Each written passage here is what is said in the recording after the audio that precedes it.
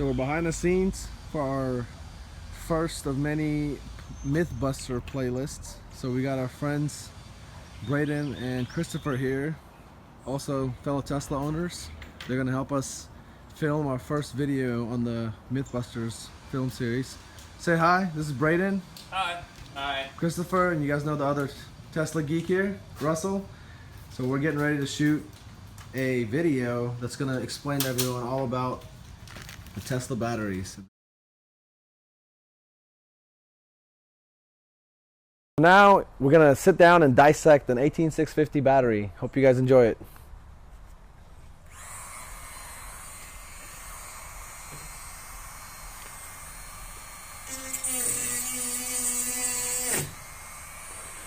So the outside layer, Braden, what is that made out of?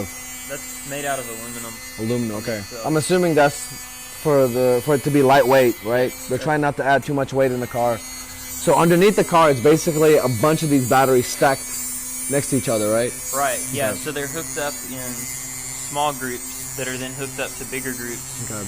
that then make up the large battery. So how many roughly of these are in a Tesla? Depending on your module, on your battery pack size, it'll be a little bit different, but there's a minimum of 4,000. 4,000? Okay. So, I thought Tesla told me the 75D, the car that I've got, has like 7,500 and something, roughly.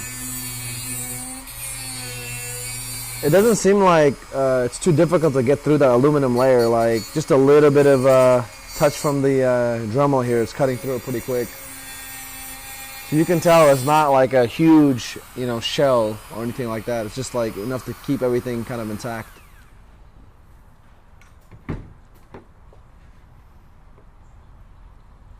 you can see a little bit of the electrolyte bubble in here on the end. Oh, really? Yeah.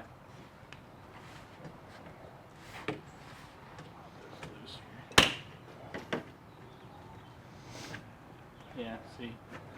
A little bit of the Oh, yeah. the That's liquid pretty cool. electrolyte here.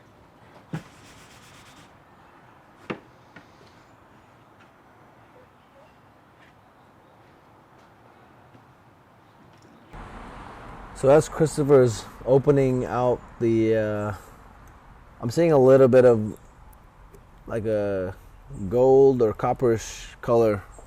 I'm assuming that's some sort of copper or... That's going to be copper, and it's holding the energy inside the cell. Okay. And that will connect to the top of the battery that allows the energy to come out of the battery or go back into the battery from there. Yeah, the aluminum layer outside looks extremely thin. I mean, there really isn't a whole lot holding everything in. Whoops, careful. Definitely doesn't want to come apart very easy though.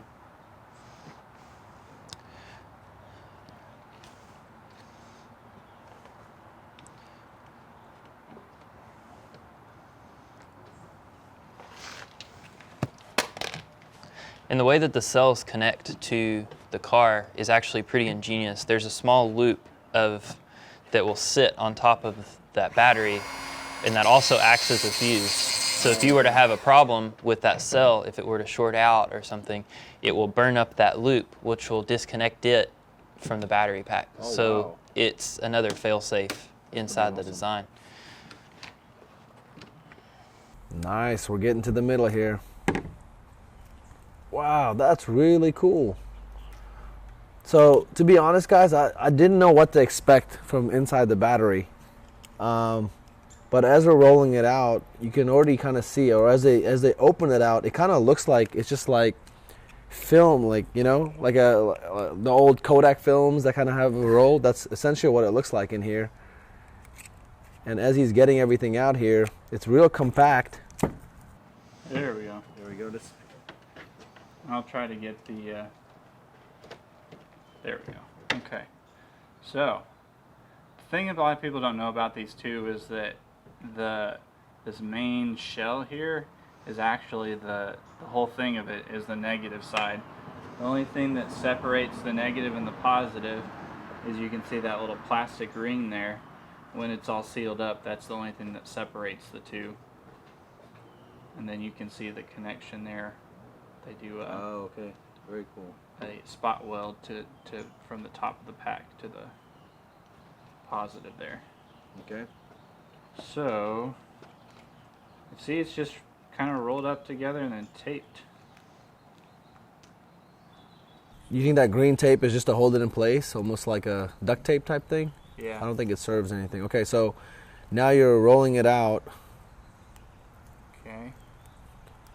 And then you can see here, this layer here is the negative, and there, that was the tab that went to the bottom down there. Oh, okay. And we'll just start rolling it out. Very cool. That's so crazy. You can still see a little bit of the liquid electrolyte in there Yeah, that the lithium would be suspended in. that is insane.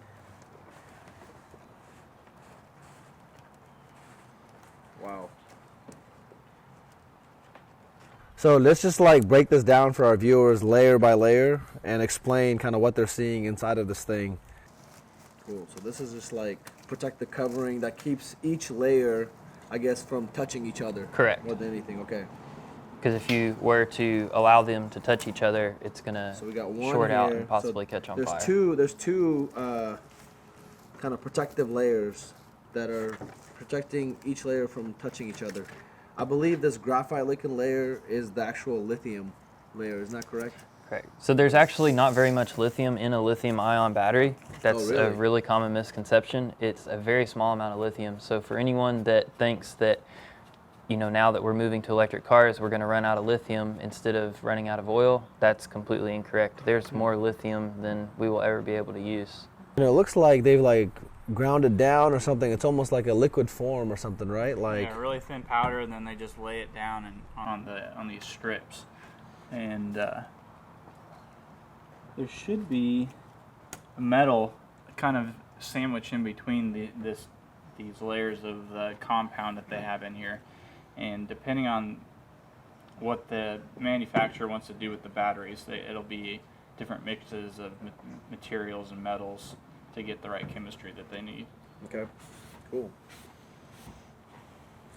That pretty much sums it up. 18650s are very simple. That way you can make a lot of them. You can imagine there's over 100,000 Teslas on the road. Each one of those has 7,000 cells. So the amount of batteries they need adds up quickly. So why do they call it an 18650? It has to do with a standardized form. The casing is 18 millimeters in diameter and typically about 650 millimeters or something like that? Yeah, 650 millimeters. But whatever number on a lithium cell, 65, the number on the lithium cell is going 65 to millimeters, correspond with the size of the battery.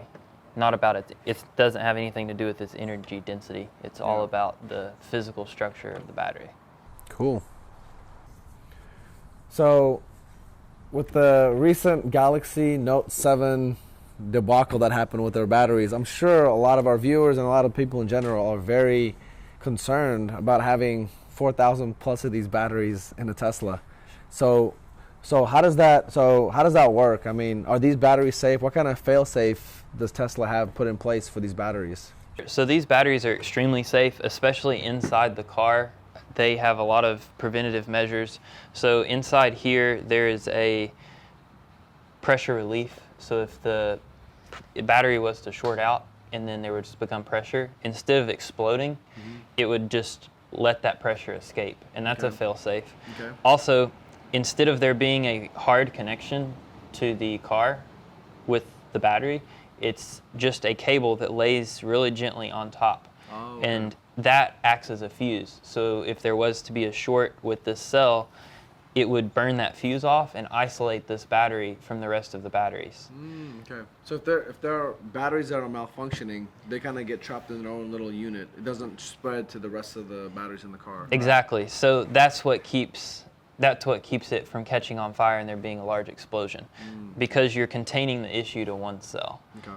And the 18650s are very safe batteries because of the way that they're designed. They have a lot of built-in fail-safes that I mentioned. So I thought I'd heard that the 2170s are also going to be going into the power walls and the power packs. So is that true?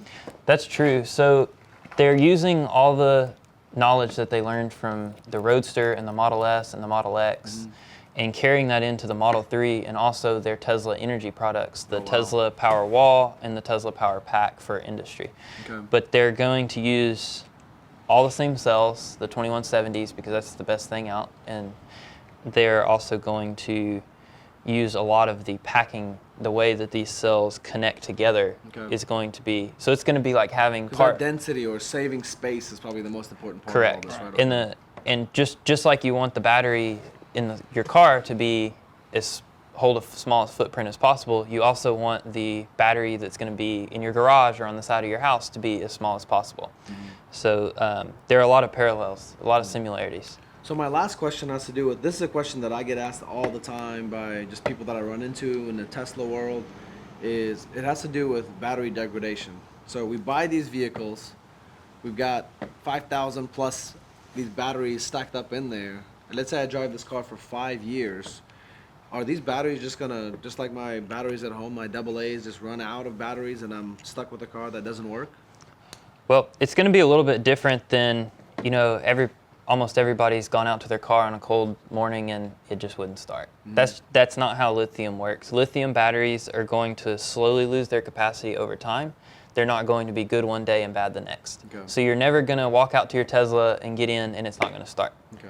I mean, the cells aren't going to just quit working overnight. So over time, you're going to lose energy. But Tesla is expecting these batteries to last almost 20 years before. 20 years, wow. And depending on your daily commute, you might be able to get longer than that out of your battery because maybe you don't need to drive 240 miles in a day. So having that huge battery may not be an issue for you. So you can get more money or more life out of your battery for the money. Christopher, your car is a 2012, one of the early models. Right. What kind of degradation have you seen, and what's the battery size in yours? I have the 85 kilowatt. And so is it performance or just the 85? Just a straight 85. Okay. It's actually an original A model pack, and so the supercharging is a little slower just because they hadn't fine-tuned the chemistry yet. But even still, the degradation has, I think since brand new, I've lost maybe 10 miles of range over 10 miles, that's it, okay. And how many miles have you put on your car? Or how many coming miles up on 136,000 miles. 136,000, and all you've lost is less than 10 miles. Yeah. And what is the total mileage that you typically get when you charge to 100 on an 85? I think it's like 342 right now. Wow. Is last time I checked. Wow. So, okay. So, and it of course the battery meter's a little it doesn't necessarily stick close. It kind of is showing you what it would get if you based on your driving habits. So it does change just a little bit, but still good overall. I know when I was buying my vehicle, I did kind of think about this degradation problem a little bit, and what really set me at ease is Tesla's 8-year. It's the battery plus the powertrain. All of it has unlimited mileage warranty. I don't know if most people know this or not. So for 8 years, you can put 1 million miles on a Tesla, and if it sees abnormal degradation or any of that kind of stuff, Tesla is going to replace or fix your problem. We know that for sure. Right. And I think that's something that they're doing to make sure that it puts people at ease, right, when it comes to battery technology, and it's growing. It's getting better and better every day, it seems like. And the batteries, as far as I've seen in forums and talking to different Tesla owners, they've been great. They've had a few problems here and there, but overall everybody's had very good luck and continue to have good luck with the battery degradation and them working correctly. And your car being 130,000 plus miles, I mean, that's probably one of the older. I don't know how many. Have you guys heard what's the max somebody's put on a Tesla? Is it like 200,000 miles? There are a couple that have around 200,000, but it's pretty rare. He definitely has more mileage than most people. Yeah. What Tesloop is the name of a company that does shuttling from Los Angeles to Vegas, and it's a service you can do. And they have a couple of Teslas that are over 250,000 miles, and they claimed that even with supercharging every day to 100%, they saw just right on track with what Tesla was saying for degradation. So everything's right on track. Yeah, that's pretty awesome. Cool. Well, thank you guys so much for your guest appearance on Tesla Geeks. We look forward to your playlist. We're going to be doing a playlist that these guys are going to help us develop. It's Mythbusters Tesla Geek style. So you guys know that a lot of people, there are myths and misconceptions about Tesla, about the batteries, about different things, and we're gonna basically help you guys bust some of these myths and get into the nitty gritty engineering, the geeky part of things. So I hope you guys enjoy it.